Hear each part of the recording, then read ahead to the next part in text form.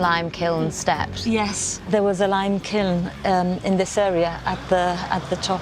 Limestone? Burning limestone to create quicklime. Like cement? Yeah.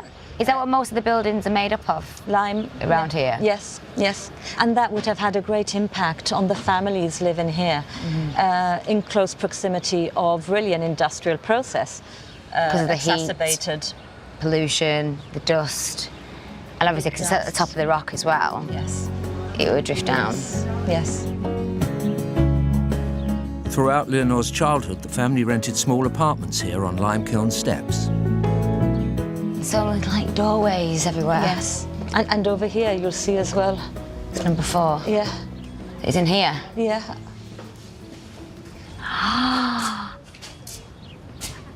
Oh my God, it's so small. So how many people lived here? Well, we know that 19 people lived there. 19 people? Oh, it's tiny. I've always been interested in my family history, always. When my grandma was alive, I used to ask her so many questions. But I'd love to find out further down the line, my great-great-great-grandparents. To kickstart her search, Michelle has asked her mum Jackie to pull out some photos of their Gibraltarian family. Hello. Hey.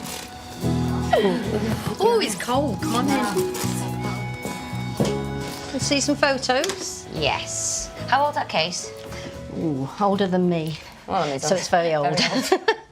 Okay. This is a family heirloom. Have you any pictures of Grandma in there? Your grandma. My grandma, your mum. Yeah. Let's see. Oh, there she is. Oh, you know, Grandma. I had no hair. You didn't have any hair till you were about 18 months. How proud Grandma was. Grandma's really attractive, wasn't she? Yeah, she always was. I've got one of her engagement here to your granddad. Oh, Look how young they look there. Okay, Grandad. I always thought Grandad liked Postman Pat. Did she ever speak Spanish to Grandad?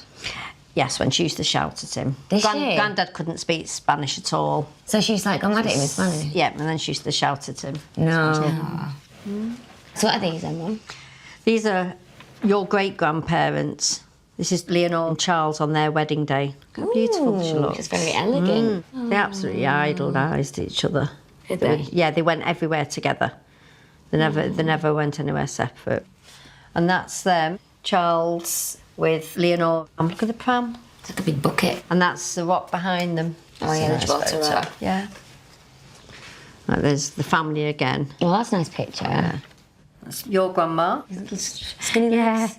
Look how smart. Yeah. The men always look. Even the kids, All like, smart. how smart they look then. Look at the socks. And that looks really cute there as well. Yeah. There's Leonore all dressed up. Oh, that's a nice outfit. That's when she was in a Gibraltarian outfit. With all the ruffles. It's weird because obviously she's wearing the flamenco outfit now, in this picture, which is obviously a Spanish tradition. Gibraltarian. Yeah. But it's like, it's hard to sort of distinguish, is Gibraltar Spanish or is it British? I know it's owned by Britain and the currency is British. Yeah.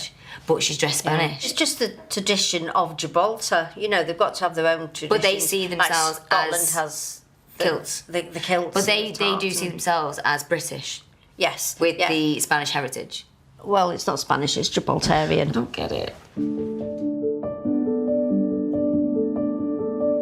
Michelle wants to find out more about her great-grandmother Leonore, who was born in Gibraltar and married Englishman Charles Stuart Wiltshire, an electrician in the Royal Engineers Regiment.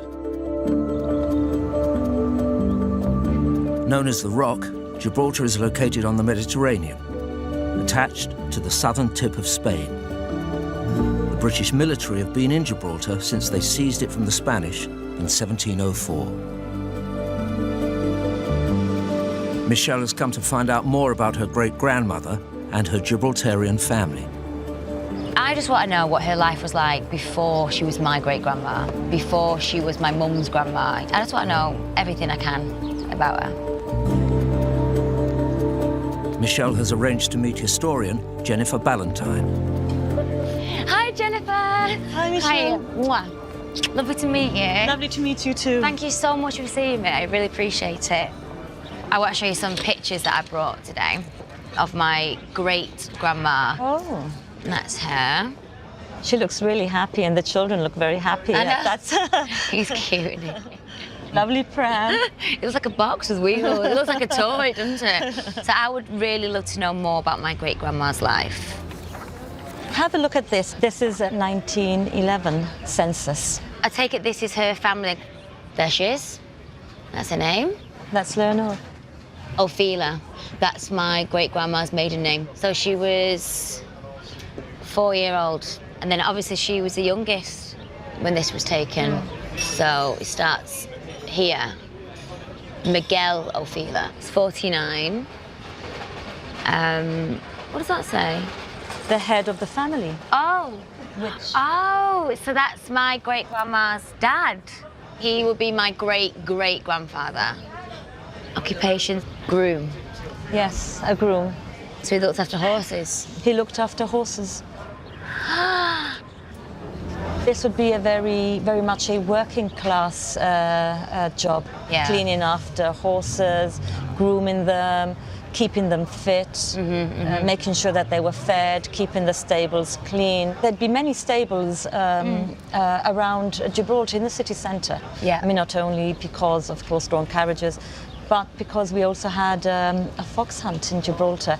So there was a fox hunt in Gibraltar? From the early 19th century up until the Second World War. It was a big thing because Gibraltar is British, of course, and very yes. British at that.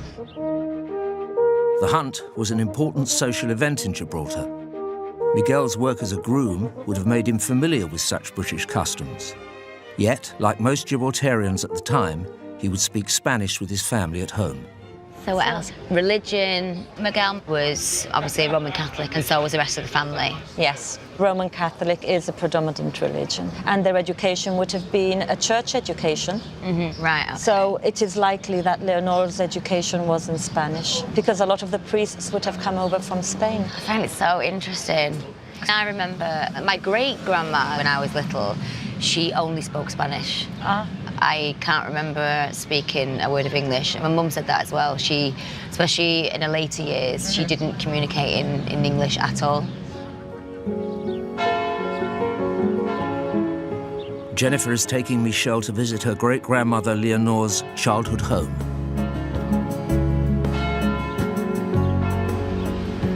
So how old are these buildings then? They date back to the 19th century, a lot of them.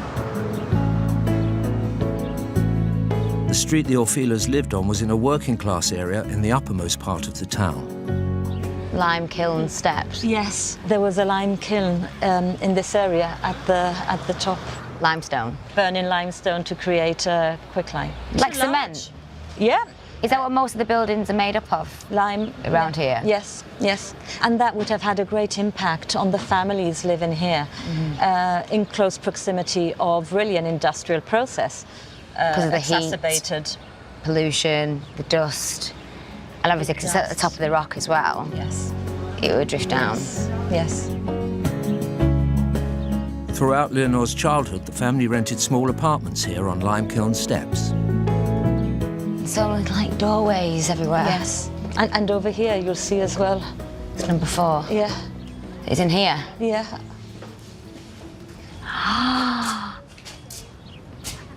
Oh my God, it's so small. So how many people lived here? Well, we know that 19 people lived there. 19 people? Oh, it's tiny. Leonor lived in one of the upper apartments with her parents, 3 older brothers and an older sister. You can imagine like the kids playing around and knocking on for each other. I bet it was so loud. So loud. Yeah.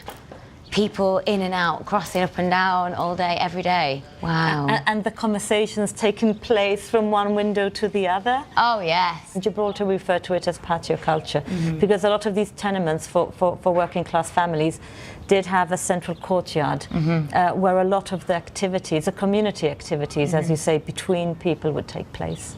And I know like how my grandma was when, obviously when she was alive. She had the door open 24/7 all the time. And I suppose this is what it was like here as well. Yes. I just wish I could go back in time. Yes. And like sort of living a day in the life here, just to feel it. Just around the corner is the family's local church, the Sacred Heart. So I take it they would have been here every Sunday morning as a family. Every Sunday Mass. morning, every holy day of obligation. This would have been a focal point for the family, and every family living About over to say, here. and the whole community would have Yes. come here. It's a beautiful church. I have a picture actually that I found of my great grandma on her wedding day. Oh my goodness. Do you think that would have been in this church? No, I'm afraid not. No. Why? Leonora would have certainly expected to have married inside the Sacred Heart Church, but she didn't. She did not marry here. So this is Leonora's marriage certificate. Wow. She got married the 29th of August, 1932. She was 24. Charles Stuart Wiltshire was 25. Married in the Wesleyan Methodist Church. Obviously, my great-grandma was Roman Catholic. Charles, my great-grandfather, he was Church of England. Church of England. So he couldn't get married in a Roman Catholic church. Well, and this was a mixed marriage, at the time known as a mixed marriage. And so your parish priest tells you, you can't do this is wrong. But I said that she rebelled. And she got married for love. She must have. Which is a nice thing. She must have, because it would have been very hard for her to go against the opinion of the church. Yeah. Leonore chose love, I think, over... I love that. So it all sort of makes sense now, because when my mum showed me this picture, she did say that my great-grandma and my great-granddad didn't like to be apart. Yes, they look like a beautiful family, but let me tell you that by 1940 the family would have been torn apart. Like every other family in Gibraltar was torn apart at the time. Why? Because of the Second World War and the evacuation of the civilian population of Gibraltar.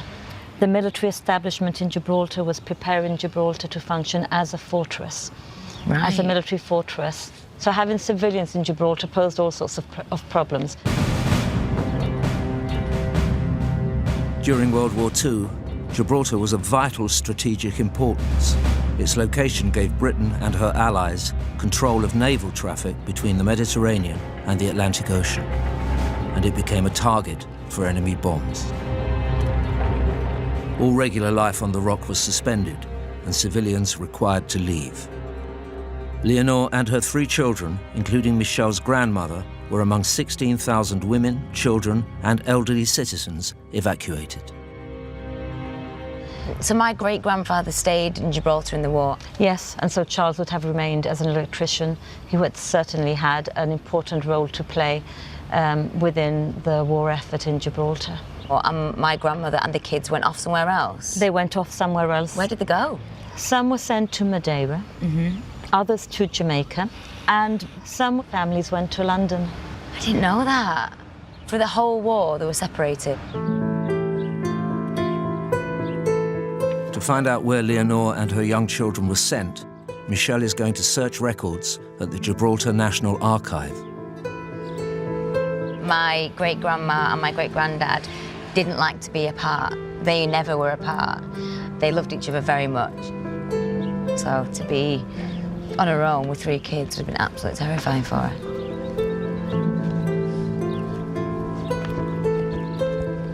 Among the archive's huge store of material from the evacuation are the passenger lists of every boat involved.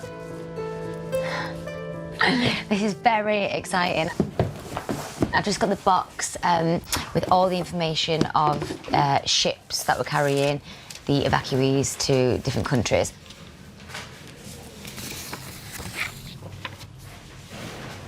All evacuees detailed for these ships must embark, and that says, like, underlined, must embark. You realise, like, the seriousness of it. Non-compliance with any of the above instructions will make the delinquent liable to penalties under the defence regulations. So if they step out of line, they'll be punished, basically. That's horrendous. Especially for a young mother as well, and her children. And not knowing whether she's going to see her husband ever again, who she was absolutely in love with. So I just want to find out where my great-grandma was going to. I'm just going to go to W because I know her surname was Wiltshire. Yes. Yeah. There she is. Leonor. Wiltshire, 4 Lime Kiln Steps. And my grandma, Mary Elizabeth, she was 6. Alfred and Stuart, 4 and 2. That was my grandma's 2 brothers. And my grandma was 6 years old. The ship they were on, it says Ship E, and it's Ulster Monarch. What's the ship? They were on that very boat. I'm going to find out where the Ulster Monarch was going. What country it was getting evacuated to. God, there's loads and loads of ships. I found it. Ulster Monarch, Ship E. Destination. Oh! United Kingdom. Evacuees like Michelle's grandmother and great-grandmother were mainly housed in London, around Bayswater, Kensington and Fulham. Michelle has found a newsreel from the time reporting on the new arrivals. The Navy has brought many women and children from Gibraltar, and in Britain the kindness and generosity is providing clothes and toys for them. Most of these women have never been outside the vicinity of the Rock. Many of them know very little English. In their own language, which is a variation of Spanish, PT instruction is given to the children. There are so many friendly strangers in our midst these days. So they're actually seen as foreign refugees in the UK. And they're speaking Spanish. They don't speak English. The children don't speak any English. So it must have been very confusing for them and terrifying. They were actually seen as foreign people entering the UK when they saw themselves as British. They are British citizens. Aware that fathers like Charles, Michelle's great-grandfather, would be anxious about their families, the War Office produced a film to be shown in the cinemas back in Gibraltar. Here in the open spaces of the capital, your families take their daily walks. Kids are so young. Their games are the games of English school children. They're all playing netball. Oh, that's me. Never got it in. You can see them all trying to get in the camera shot. You can see them trying to move each other out of the way to say, like, I'm here, I'm okay, we're all fine. It's the ideal of Britain that every one of its school children shall be well nourished with the right kind of food. And this principle extends to the young visitors in its midst. It's breaking my heart a little bit. I'm watching it and trying to take it in, try and spot my grandma. I guess when all the fathers and brothers are watching this of their family, I suppose they're doing exactly the same thing. They're looking out for their relatives too. It's made me really want to know what it was like. Were the kids actually that happy, or was that all for show? So I'd really like to talk to someone about that. And my grandma's cousin, Michael, who is very close to my grandma, he's similar age to her, and would he have been on the list as well as my grandma? So I'm going to check. I've just come across the address where we were visited before, which is on Lime Kiln Steps, number 4. I can see Jose and Maria and Miguel. And Miguel is Michael, and that's who I know. That makes sense. So he lived with my grandma on Lime Kiln Steps. I would love to ask him more about that, definitely. Michelle's great-uncle Michael, now aged 84, still lives in Gibraltar, and she has arranged to meet him for a drink and a chat. Hi! Hello! They're joined by Michael's grandson, Michelle's third cousin, Tim. So, do you remember my grandma then, with you? Yes, yes. Were you close growing up? Yes. I was born in September and she was born in November. I think that we were always together, you know? Were you more like brother and sister than cousins? Yes. Yeah. I don't know if you knew Tim, because I didn't know. I was in the archives down in Gibraltar town centre, and apparently you were evacuees. Yes. And you went to London. London, yeah. It took us about 16 days to get there. It took 16 days? Down in the hold of the cargo ship. And there was 6 toilets for maybe 300, 400 people in the boat. when we got to London, they took us to a place to wash us. Like wash you, like hold you down? Yeah, with brushes. And then something to, in case you had any germs or anything like that. Oh, no. How long were you in London for? 4 years. 4 years? Oh. Whereabouts did you stay? 100 Lancaster Gate. It's opposite the Hyde Park. Nice area? If you walk that way, you go to Paddington Station. My granddad's got a few photos. That's Lancaster Gate, where we stayed. This is where you live? Yes, there's a balcony there, on the second floor. I feel like I've driven past here before. Yeah. In this building, would you say that everyone was from Gibraltar in this building? About 400 or 400 in this one building? I imagine it was relative luxury after sharing 6 toilets between 400 I know. on the ship. On the ship, yes. What was it like? Quite good, because we used to go to the pictures. I remember going to a toy shop in Oxford Street. Oh, yeah. I used to go to the park and play and with other boys. Yeah. So it's just like a normal upbringing, really? Yeah. What do you think it would have been like for the mums? I think they had to put up with what they had, you know? You cannot choose. Do you think they found it hard? Beggars cannot choose. True. Michelle's family and the other Gibraltar evacuees had been in London less than a month when in September 1940, the Blitz began.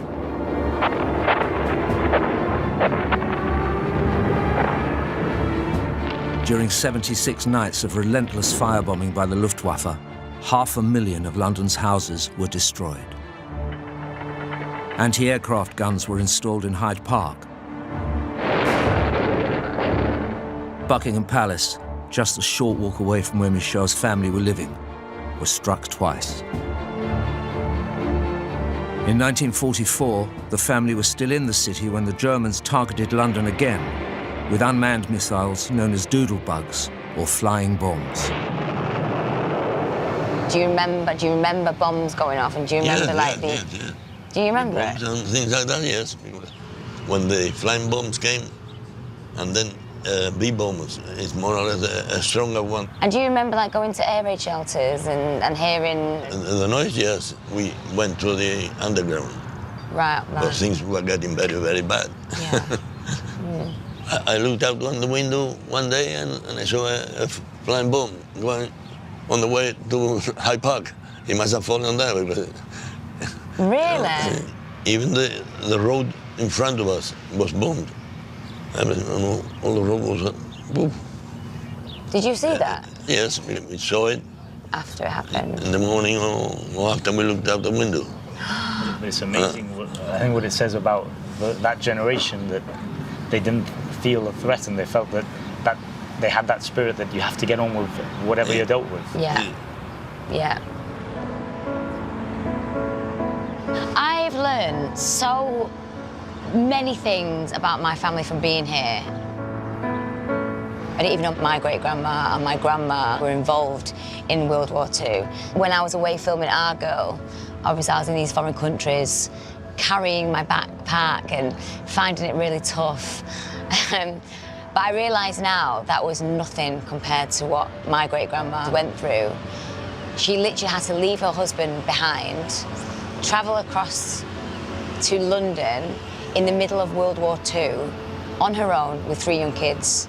And I am very, very proud of her.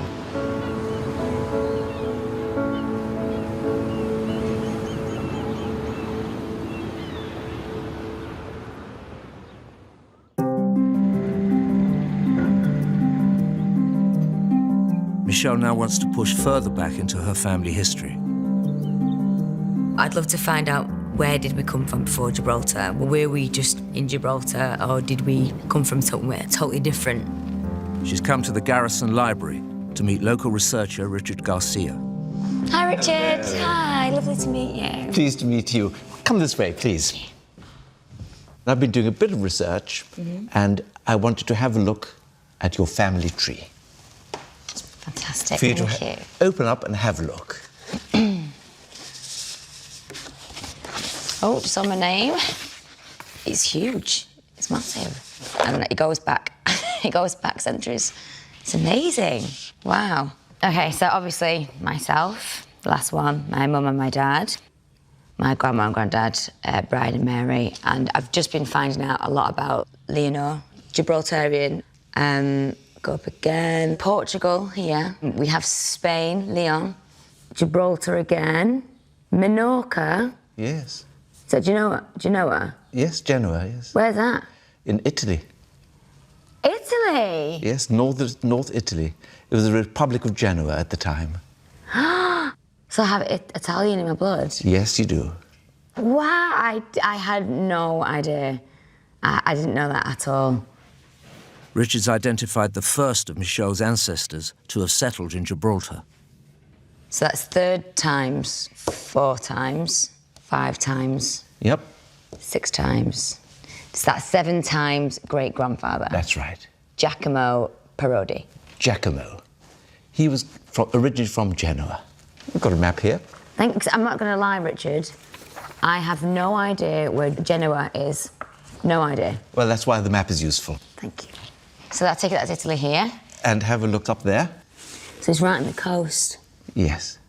Genoa. So Giacomo travelled from Italy to Gibraltar. Yes. Why was that? There was work here. Britain took Gibraltar from Spain in 1704 and quickly established a military garrison to make sure they held on to it. The garrison and the Royal Navy ships that filled the harbour required regular and substantial supplies. People from every corner of the Mediterranean, including Michel's 7 times great-grandfather Giacomo, were drawn to the opportunities that British Gibraltar offered. Do you know when Giacomo came over? Obviously the late 1700s. Right, well, we have another document here. This is the census of 1777. 1777. Look at this. Giacomo. There he is. And Seaman. a seaman. 34. First column, 34. So he was 34 in 1777 and had been in Gibraltar for 21 years. So he was 13 when he came over? Exactly. So he was 13 when he came over from Italy to work? Yes. Only 13. And we've got a picture here that shows what a Genoese seaman looked like. Wow. They look like wearing the pyjamas. But although it says here he was a seaman, he also actually had a wine shop.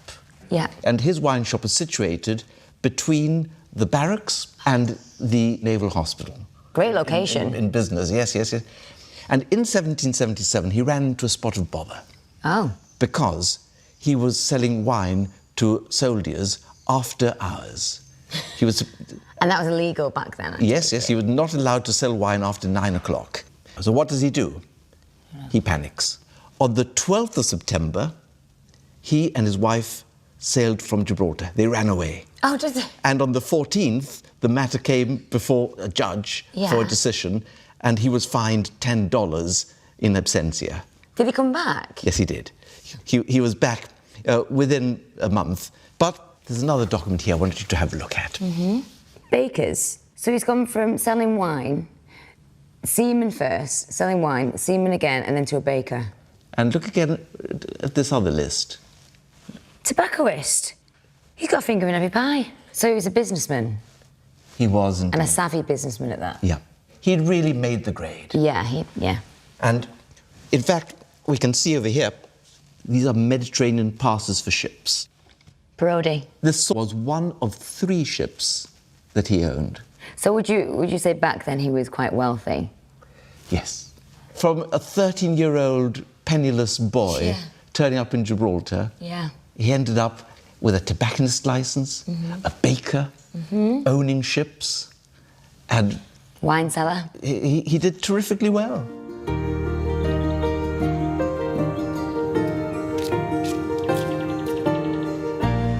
This is something that I have been wanting for a long, long time, to know where my heritage is from.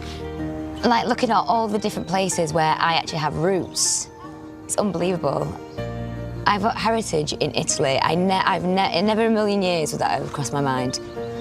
And I'd definitely love to find out more. Can we go?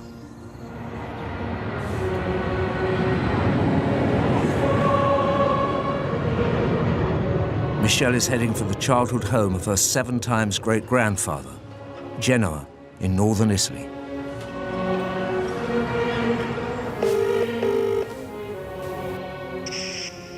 Oh, hello. Oh, where are you? Well, I'm not in Gibraltar anymore. Oh, wow, where are you then? Guess. Somewhere in Spain? No. I'll give you a clue. I'm drinking a cappuccino. France? You're not very good at geography, are you? That's where I get it from. You? So obviously I've been doing research on the family, and originally we came from Italy. Look, there's your name. Wow. Grandma. And then I think it's like your 6 times granddad is Giacomo Parodi, and he's from Genoa. Oh, my God. But he went over to Gibraltar when he was 13 years old on his own. But we've gone right back to the 18th century, 1740 we went back to. Oh, wow. I'm gonna go out now and find out more about Giacomo. Okay then, have a good time. Bye, love you. Italy, as it exists today, was not formed until 1861. Giacomo Parodi was a citizen of Genoa, an independent state whose wealth and reputation was based on seafaring. Christopher Columbus was born and raised here.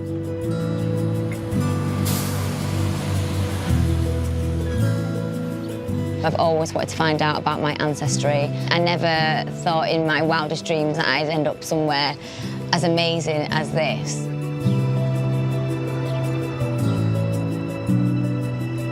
To find out more about Giacomo and the Parodi family line, Michelle is meeting researcher Maria Laura Frullini. This is Santo Stefano Church. This is Giacomo's family church. So Giacomo came here when he was younger? Yeah, he was baptized in this church. This area was a country area with farmers and peasants. They were growing a lot of vegetables that were meant for the market in Genoa. So is this like a poor village here? Definitely. Giacomo left his country because he was poor. Most of the Italians that immigrated had the same reason. Let me show the records where they are. Brilliant.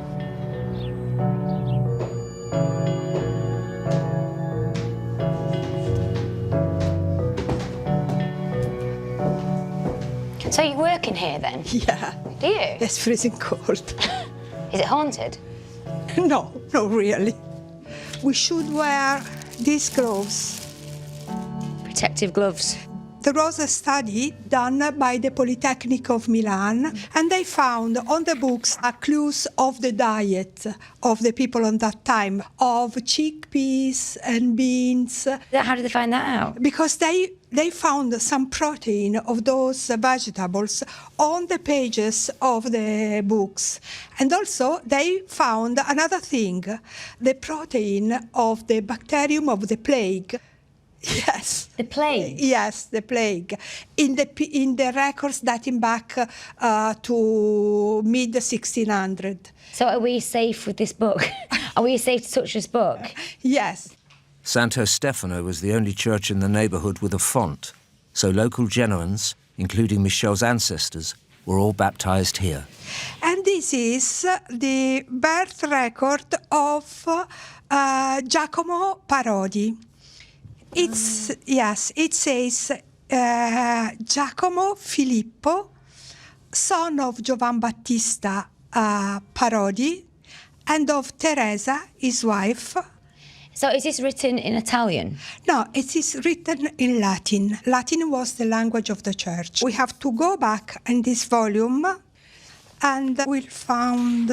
So you can find Giacomo's parents' baptism records as well? Yeah. Here it is. Giovan Battista Parodi was born from Giuseppe and Pellegrina on 22nd of June 1713. Wow. Yeah. That's gone way back. Is that Parodi there? Yes, it says 1680 is born Giuseppe Maria Parodi. 1680.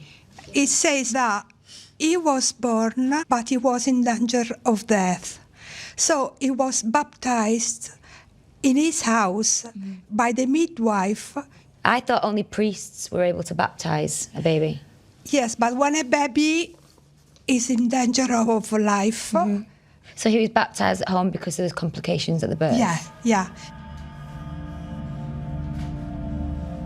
So Giovan Battista and Angela Parodi were my 7, 8, 9, 10 times great-grandparents.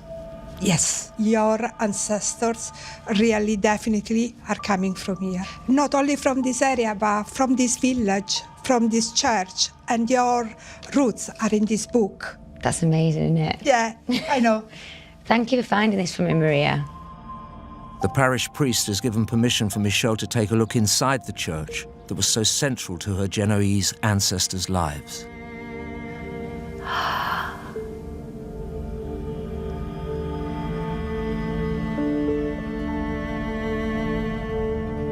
It is absolutely stunning.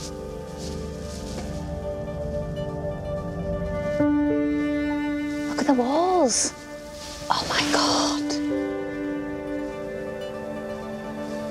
Wow. So this is the font where Giacomo would have been baptised. So that's hundreds and hundreds of years old. All my other ancestors, this was their main parish church, and them too got baptised in here. And I'm here now just touching it. Wow. If you think about how poor this neighbourhood was, and just farmers that worked in the land, but look at this church. It's phenomenal. It's stunning. This doesn't look like a church of a poor town. It just shows how important religion was to them. It's a beautiful church to get married in now, isn't it? This will make the day.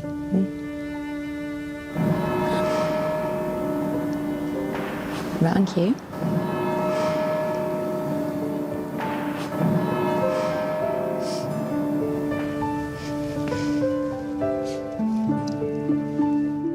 I'm actually looking through the eyes of my ancestors being in this room now. This is very, very special. Very special. I was just born in Manchester, and my grandma spoke Spanish now and again, and that was it. And people have said, "Oh, you've got a bit of a tan. You catch a sun eater, don't you? You've got dark hair." And then, in fact, rewind 300 years, and this is why. This is where it all stemmed from. Oh. It's just very, very overwhelming, but in a nice way, in a beautiful way. It's just very overwhelming. I'd love to bring my mum here.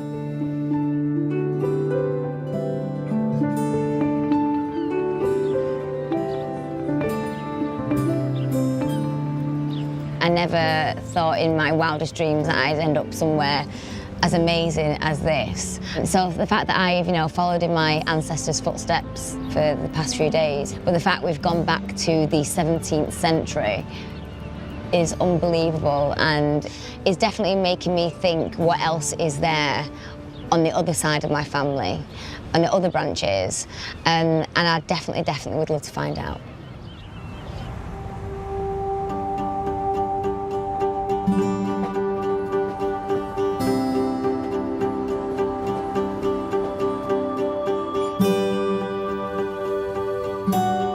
Back home, Michelle is now on the trail of her Manchester roots, about which she knows very little. Because my grandma was such a big presence in the family, she sort of overshadowed my granddad a lot of the time. So it was all about her side of the family, and obviously because she was born abroad, everyone wanted to know about her side. So I want to take this chance to find out more about my English side of the family, my granddad's side. Michelle is visiting her grandfather Brian's youngest sister, her great-aunt Paula. Hello! Nice to Lovely to see you. How are you? It is. I'm very well. A present. Oh, that's from nice. Italy. You must be whizzing all over the place. Do you want to come through into the living room? We can sit down and have a chat. Oh, thank you. So I'm back in Manchester now, and I want to find out about my granddad's side, your brother's side. Is there anything you can tell me? Well, if you look at this picture behind us, the 3 children, the bottom left. Yeah. The one on the right-hand side with the mop of curly hair, that's your granddad. Granddad! Yeah. He had curls, apparently, because I wasn't born then. Yeah. Until he was 9 or 10. Yeah. And I tell you, who is the couple above that picture? Because he looks exactly like Granddad. Oh, right. Yes. Well, that's my dad, James. Is it? Because I've never seen a picture of my great-granddad. Yeah, he was the image. He really was. And that's Nora, my mum. Your mum, yeah. Yeah, on their wedding day. Do you know when that was taken? The wedding, they were married in 1926. Wow, I knew that was 20. You can tell by her veil that was in the 20s. Yeah. So who were her parents? Elizabeth and John, who they called Jack. So do you have photos of Elizabeth and Jack? Have nothing. We didn't take any photos at all, I'm ashamed to say. They lived in Greenhays. Where's that? Which is Moss Side, a particular area of Moss Side, very poor area.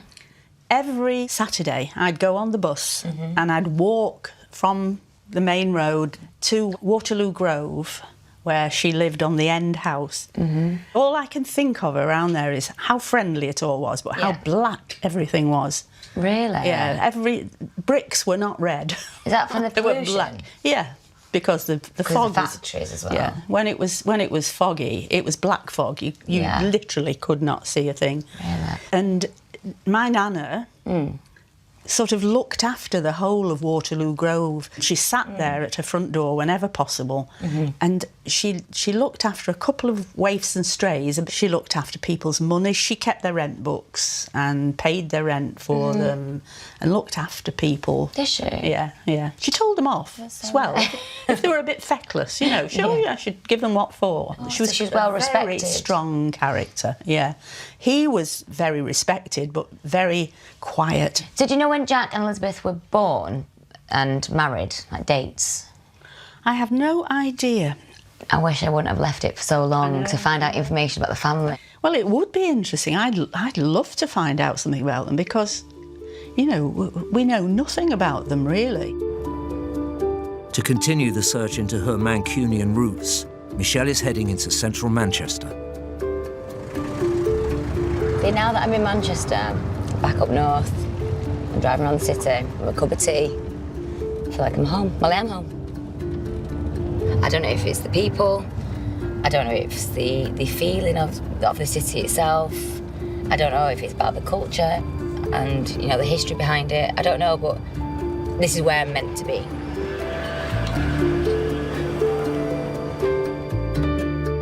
Michelle wants to find out about her 2 times great-grandparents, John, known as Jack, and Elizabeth Curwen.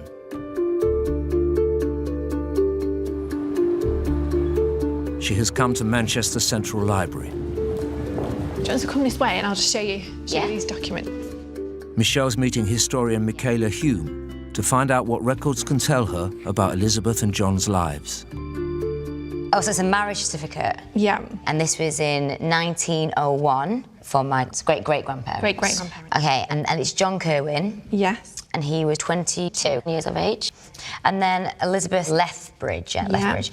She was 20 years of age, and she lived at the same address as... She actually lived next door, so she lived at 94, so they were neighbours. Oh, so she was next door neighbour? They were neighbours, yes. Oh, that's quite sweet. And her dad is Edward Lethbridge, deceased before she got married. Yeah, he actually died before her first birthday. Would that have been hard in them days? That would have been really difficult. Women tended to rely on their husband's wage, so he would have been the main breadwinner. So the fact that Elizabeth's mother managed to keep them out of the workhouse is really a testament to what's her character. She's obviously a very strong woman. She was a very strong woman, yeah. Shortly after their marriage, Elizabeth and John moved to West Gorton, one of the most overcrowded and industrial parts of Manchester. The tightly terraced houses had little access to clean air or water, and disease was rife. So I'm going to give you this certificate, just have a look at. Okay. Right, so this is a death certificate. So, 1903, Kathleen Kerwin, mother E. Kerwin, 4 months old. So, this is their daughter of 4 months, died. Oh my God, that's awful. That's horrible. Cause of death? That's epidemic enteritis, and that's 21 days. That's what we would call today diarrhoea. She died of diarrhoea? Yeah, diarrhoea was a common thing to die of during this period. And the fact it was an epidemic is sort of going round the area. Gorton. It's near here, though, isn't it? Not far from here at all. It was only, they had 3 rooms. That was it. The family did? Yeah, yeah. So if you can imagine. One's kitchen, living room, one's a bathroom. No, one's a bathroom outside. A kitchen and a living room would have been one, and then 2 bedrooms. And that's it? That would have been it. There was a street in Manchester where 280 people shared one privy. One toilet. One toilet, yeah. So I've got another certificate here for you to have a look at. Another death certificate. The 9th of April, 1904. Winifred Kerwin, 2 years. Yeah, so she's 2 years old. Cause of death? Why is that? That's convulsions. And convulsions, that's fits? Fits, yeah. And she had those for 3 hours. Can't believe that happened in the space of a year, that 2 of her babies died. Literally, yeah. So they lost 2 children within the year. That's really sad. Yeah. Oh. But looking at where both these babies died, they died at home, would my great-great-grandmother Elizabeth been there at the time of the deaths? She would have. The chances are that their mother would have been looking after them herself. Oh, God, that was terrifying. And I think what's notable about both of these deaths is, had these children been living today, they wouldn't have died. Oh, my God, that's awful. When the Kerwins lived there, nearly a quarter of all children in West Gorton died before their first birthday. Health campaigners had only just begun to understand how contaminated water carried disease, and toxic fumes from factories caused respiratory illness. If you look at Winifred's death in particular, she was 2 years old. So you would, as a mother, perhaps suggest that by that age she would have been, she would have been out of the woods. Yeah, yeah. In terms of infant mortality, but unfortunately she wasn't. Oh, I've got another certificate I'd like to show you now. Birth certificate. That's a happier one. Yes. So the 7th of May, 1904, Nora, my great-grandma, was born in 1904, 7th of May, when registered 16th of June, 1904, and they lived at 23 Thomas Street in Gorton. Yeah.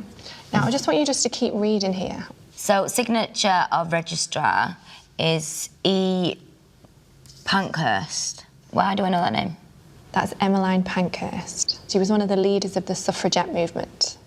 So why did she sign this certificate? Because she was actually also the registrar of the Chiltern upon Medlock district. Wow. So obviously my great-great-grandmother Elizabeth would have known who she was. Yeah, Emmeline Pankhurst would have been sort of famous at this time for being the leader of the suffragette movement. Yeah, they were quite radical, so they were in the papers quite a bit. So yeah, so Elizabeth would have known who she was. Really? Yes. So my great-great-grandma Elizabeth, would she have been involved with the suffragettes? It's hard for us to say whether Elizabeth Kerwin would have been part of this movement, and that's just to a lack of records, especially with working class women at this time. Generally, we can only find out if they were involved by looking at newspaper reports, or if they'd done something wrong. It was some sort of criminal report that they would have been actually registered as part of this movement. But Elizabeth would have known who she was.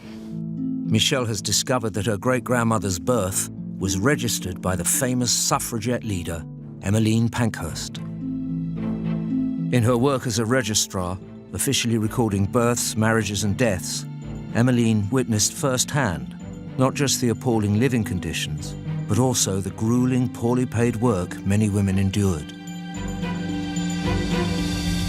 Pankhursts were one of Manchester's most radical families and had long campaigned for women's votes, convinced that without representation, the suffering of women like Elizabeth Curwen would never be addressed. The year before signing Nora Curwen's birth certificate, Emmeline Pankhurst founded the Women's Socialist Political Union. Their slogan, "Deeds, not words," was a rallying cry for active confrontation. From large-scale demonstrations to direct clashes with the police, arrest, prison and hunger strikes, these women were using civil disobedience to bring about political change. Citizen suffragists have waited too long for political justice. We refuse to wait any longer. To find out whether her great-great-grandmother Elizabeth could have been involved in this campaign, Michelle has come to the Pankhurst Centre. She's meeting social historian Helen Antropos. Hi, Michelle. Nice to meet you. I'm Helen. Welcome to the Pankhurst Centre. Come in. Thank you. Come through.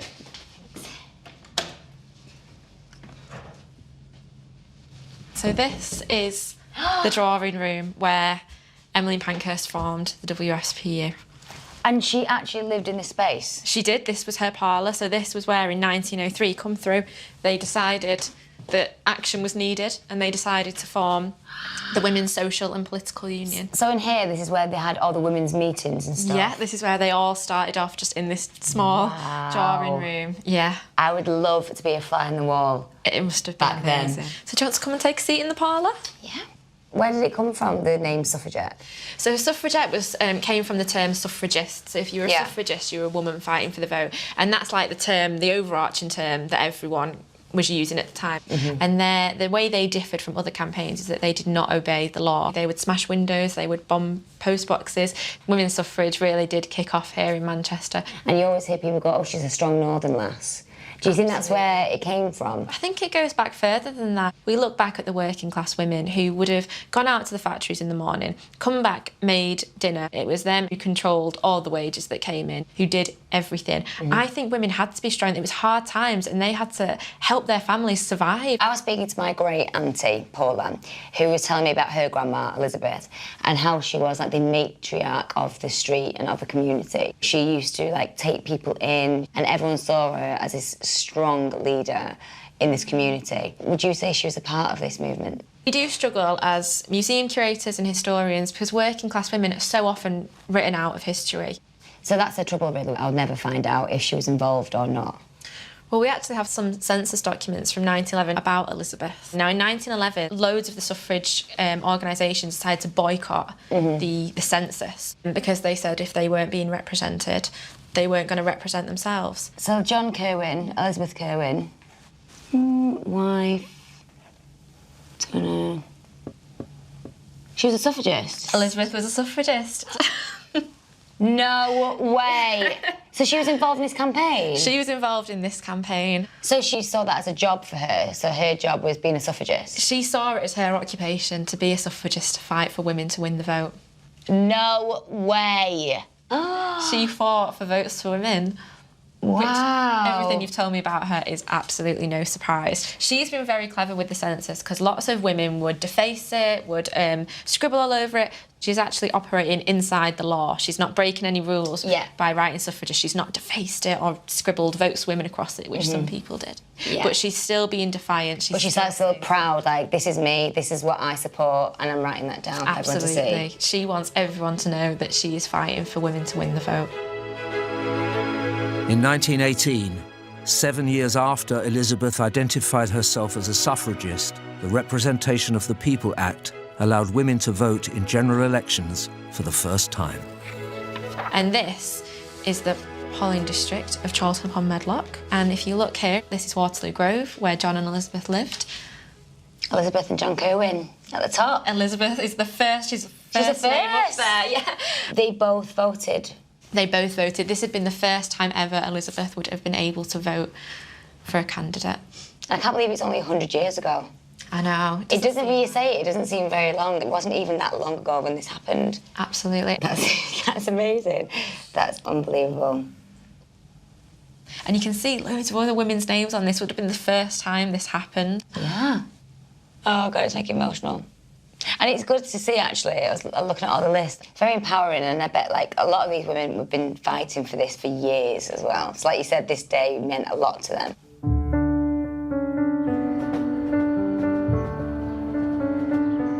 I've always been proud of my heritage, always. And I've always been very, very proud of my family, always. From my grandma to my mum, I've always been around strong women. And now looking at my ancestors and my bloodline, I totally understand why now. Like on my mum's side, I have my grandma, my great-grandma, who were evacuated from a totally different country on their own and seen as refugees. And then on this side, my granddad's side, which I didn't know anything about until, you know, the past few days, my ancestor was a suffragette, and she fought for women, and she fought for women's rights. And it's sort of like a jigsaw that's all fitted together, and it all sort of makes sense now. And I'm really proud of the fact that these women are actually in me. They're part of me, and that's what I'm going to take forward.